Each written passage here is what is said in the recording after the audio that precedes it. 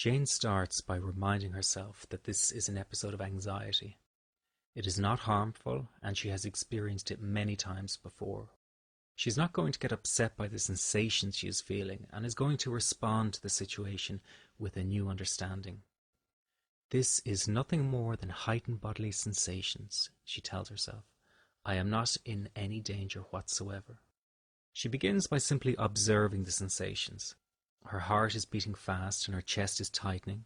Her initial reaction is to pull away and suppress the sensations of anxiety. But now she decides that rather than closing down, she's going to let the sensations run through her body and process this fear. She is well aware that this will take courage and maybe an uncomfortable exercise, but she knows she must travel through the anxiety to be fully free of it. She starts by observing the ebb and flow of the anxiety as it rises and falls in her body. Then she starts to embrace it with all her heart and mind by welcoming the increased anxiety and the unusual sensations. This act of welcoming changes her position of power. As soon as she changes her attitude towards the sensations, she automatically starts to flow with the experience. There is an immediate bodily change as she mentally moves with the panic instead of suppressing it. She is allowing the sensations she feels freedom to be there and to move and manifest any which way they wish. This new attitude is absolutely vital because the fear must be processed through the body and mind, not suppressed. As Jane embraces and welcomes the sensations, her heart beats even louder and she can feel a pounding in her throat and her chest and stomach. It is beating with full force. It is as if a floodgate has been opened and the river is gushing out. Feelings of pent-up emotion and anxiety are now being processed, and she may even feel a sense of heat or a hot flush.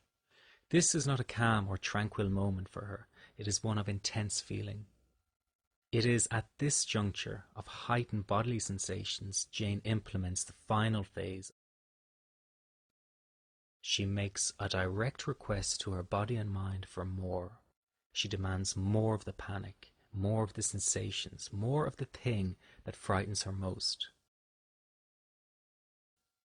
This is the crucial move that is needed to ensure success and fully process the fear she is feeling.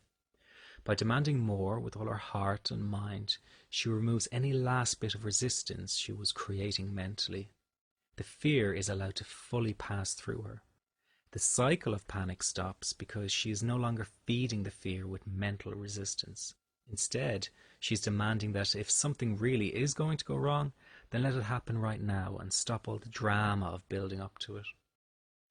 The fearful experience is now fully processed through her body and mind without resisting. By not resisting anymore, there is no further rebound anxiety and no cycle of panic. The immediate benefit is that Jane's confidence begins to soar.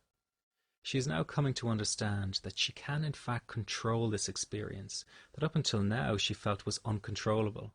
She is participating in the flow of the bodily sensations, and she finally understands the role she can play by allowing the experience to flow through her rather than resisting it.